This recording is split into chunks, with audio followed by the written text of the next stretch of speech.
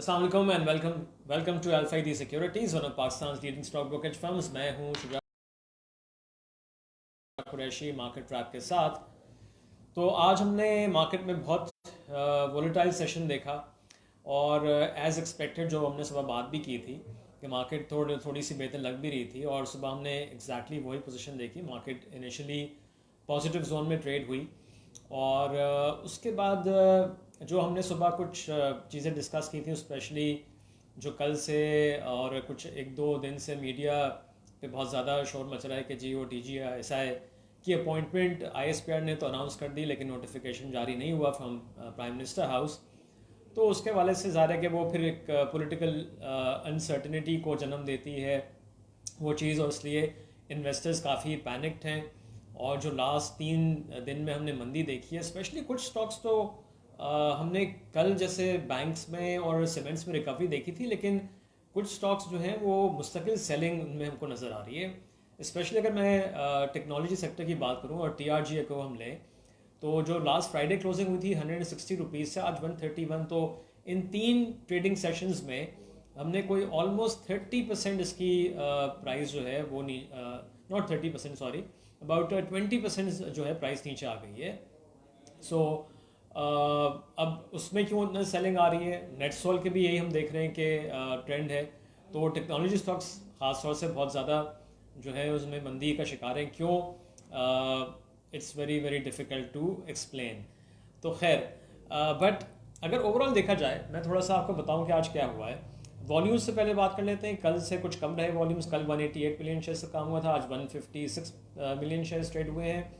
और आखिरी आधे घंटे में ज़ाहिर है कि पैनिक सिचुएशन नज़र आई और इंडेक्स जो है वो काफ़ी, उसमें हमको यही नज़र आया कि जब वो इम्पॉर्टेंट जो लेवल्स थे, और मैंने सुबह मेंशन भी किए थे कि 43,500 जो है बड़ी सपोर्ट है, वो टूटेगी तो जो कल हमने इंट्राडे बेसिस पे 43,100 के करीब लो बनते हुए देखा था, वो वापस भी टच हो सकता है और वो हमने देखा भी। तो अब अगर नंबर्स की बात की जाए तो सुबह कोई जो तेज़ी हुई, और ऑन दी अपसाइड भी मैंने बताया था कि 44,000 एक बैरियर होगा, फिर 44,200 पे हमको रेजिस्टेंस नज़र आ सकती है 44,300। तो 44,172 का हाई बनाया इंडेक्स ने, तो ऑलमोस्ट 44,200, और वहाँ से फिर हमने देखा कि मार्केट नीचे आनी शुरू हो गई। इनिशली स्टॉक्स ने अच्छा परफॉर्म किया, वॉल्यूम्स ज़रा कम आ रहे थे, लेकिन फिर जब ज़ाहिर वॉल्यूम्स ने पिक नहीं किया, और जो दूसरी खबर थी कि जी वो एक्सपेक्टेशन थी कि नोटिफिकेशन आज जारी हो जाएगा। अब ज़रूरी नहीं था कि जी मार्केट आज के दौरान ही जो है वो जारी होता, बल्कि अभी अभी मुझे जो न्यूज़ आ रही हो ये कि जो नए DGSI होंगे उनकी तकर्री का जो एक समरी है वो वसूल हो गई है प्राइम मिनिस्टर हाउस में, और डिफेंस जो मिनिस्ट्री उसकी तरफ से भिजवाई गई है। सो अब शाम तक आई एम श्योर कि वो थोड़ी देर तक आ जाएगा अनाउंसमेंट भी, official notification. So but I think market में ऑलरेडी जो सेलिंग आ रही थी उसमें अग्रेसिव हमने उसको सेलिंग आती हुई देखी, और चूँकि टेक्नोलॉजी स्टॉक्स से नीचे के लॉक्स हिट होने शुरू हुए, तो फिर वहाँ से और दूसरे सेक्टर्स भी जो काफ़ी हद तक स्टेबल थे, वहाँ भी हमने देखा कि काफ़ी अग्रेसिव सेलिंग आ गई। सो प्राइसेस बहुत टूटी हैं आज भी, और पहला सपोर्ट टूटा, दूसरा, सो अब फाइनली क्लोजिंग हुई है। अच्छा, at one point in time जब इंडेक्स 43,000 के करीब आ गया, 43,067 का लो टच हुआ है, तो वो 815 पॉइंट वहाँ पे मार्केट नीचे थी, वहाँ से रिकवर होके 661 माइनस बंद हुई है 43,221 पे। सो ये क्रूशल लेवल्स हैं।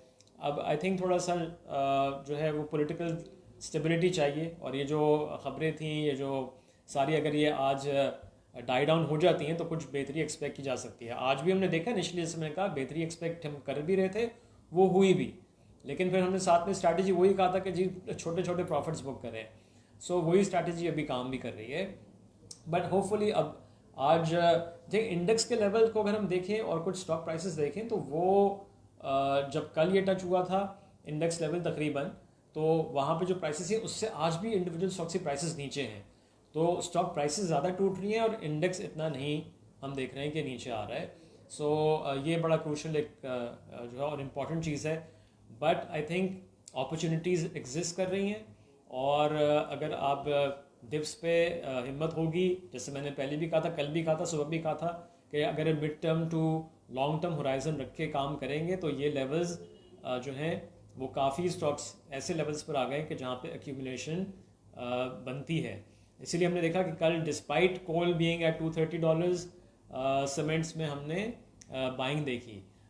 बैंक्स भी हम देख रहे हैं कि आज भी एक्टिव थे, लेकिन फिर ऑफ कोर्स जो सेलिंग प्रेशर आना शुरू हुआ, तमाम अच्छे स्टॉक जिन्होंने अच्छे गेन आज किए थे वो गेंस रिवर्स भी हो गए। बट ये दिखा रहा है कि अब इस लेवल पे एक्यूमुलेशन हो रही है, और जो वॉल्यूम्स हम कल से देख रहे हैं कि इम्प्रूव हुए हैं और more than 150 million shares trade हो रहे हैं। ये भी कम है, लेकिन चलें, जहां हमने 67, 88, 90 million shares, less than 100 million shares trade होते हुए देखे, उससे तो कुछ बेहतर है। तो यहाँ पे एक्यूमुलेशन जो है नज़र आ रही है।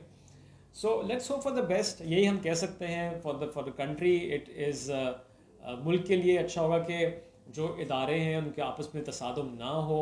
पॉलिटिकल इंस्टेबिलिटी हम अफोर्ड नहीं कर सकते। हम अफ़गानिस्तान की बातें करते हैं कि जी वहाँ पे जो है जो हालात को अनस्टेबल नहीं होने देना चाहिए और इंटरनेशनल कम्युनिटी को आके जो है वो हेल्प करना चाहिए। तो हम अपने मुल्क को देखें हम क्या कर रहे हैं। पहले अपने मुल्क में स्टेबिलिटी, पॉलिटिकल स्टेबिलिटी, हर किस्म की स्टेबिलिटी चाहिए, और उसमें ज़रूरी है कि जो चैनल ऑफ कम्युनिकेशन हो वो ना टूटे। Communication is very important. So वो रखी जाए ताकि उससे खामा के जो इश्यूज़ ना पैदा हों और कम से कम स्मूथ सेलिंग हो। तो ये जो चीज़ हुई है अनफॉर्चुनेट अब हो गई है। अब इसको आई थिंक हमें बहुत स्मार्टली हैंडल करना है, और सिर्फ for the sake of Pakistan. तो अब इस पर आई थिंक ज़्यादा ना तो पॉलिटिक्स होनी चाहिए, और जो इस पर भी आई थिंक बयान दें वो थोड़ा सा तहम्मुल से रिस्पॉन्सिबल किस्म के स्टेटमेंट्स आने चाहिए, बिकॉज हम अफोर्ड नहीं कर सकते इस किस्म की इंस्टेबिलिटी को। तो लेट्स होप के better sense prevails for Pakistan. तो मैं यहाँ इतना ही बोलूँगा। अच्छा, इसके अलावा अगर हम देखें तो आज भी डिस्पाइट दिस सेलिंग प्रेशर, जैसे कि मैंने मेंशन किया था कि देखें उन स्टॉक्स पे भी फोकस करें जहाँ पे प्राइसेस नीचे आ रही हैं और डिविडेंड वगैरह अच्छा दिया हुआ है, तो वहाँ हमने बहुत ज़्यादा मंदी भी नहीं देखी। So if I just could mention a few stocks, और उसमें अगर हम देखें, खैर मैं नज़र नहीं लगाना चाहूँगा और मैं किसी ऐसे से बात भी नहीं कर रहा। तारिक ग्लास 12 रुपये का कैश डिविडेंड अनाउंस किया हुआ है, ये ₹1.38 प्लस ही बंद हुआ, डिस्पाइट जो 800 पॉइंट की हमने एक दफ़ा ये मंदी देखी और 661 पॉइंट्स मार्केट नीचे बंद हुई है। फिर हपको भी प्लस बंद हुआ। आज इनिशियली हमने OGDC और PPL में इनफैक्ट थोड़ी बाइंग नज़र आ रही थी, तो वो भी है। इसके अलावा अगर देखा जाए तो let's see, Glaxo health care 10 रुपये ऊपर बंद क्लोजिंग में मुझे नज़र आ रही है। फिर डाइनो, फिरोज़, ये सब पॉजिटिव क्लोजिंग इनमें हुई है।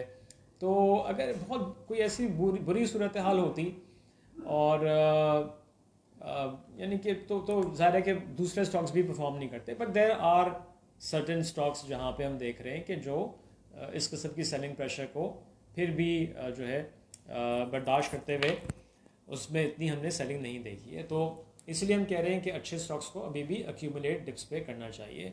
So again I will just and here. Interbank market का रेट बता दूं आपको, डॉलर 173.13 पे क्लोज, 171.13 पे क्लोज हुआ है, यानी कि 9 पैसे मज़ीद वीकनेस हमको नज़र आई है रुपये में। तो अब मैं सिर्फ यही कह के एंड करूँगा कि लेट्स होप के बेटर सेंस प्रिवेल्स, और जो भी ये करंट जो एक अनफॉर्चुनेट चीज़ हुई है उस पर अब ज़्यादा इररिस्पॉन्सिबल स्टेटमेंट ना दें। अब हो गया जो हो गया, let's look forward and hope for a better Pakistan. So अब देखते हैं सुबह तक क्या खबरें आती हैं इंटरनेशनल मार्केट में। कमोडिटीज़ की सूरत हाल भी हम चेक करेंगे और फिर सुबह बात करेंगे। तो have a nice evening, take care, अल्लाह हाफिज़।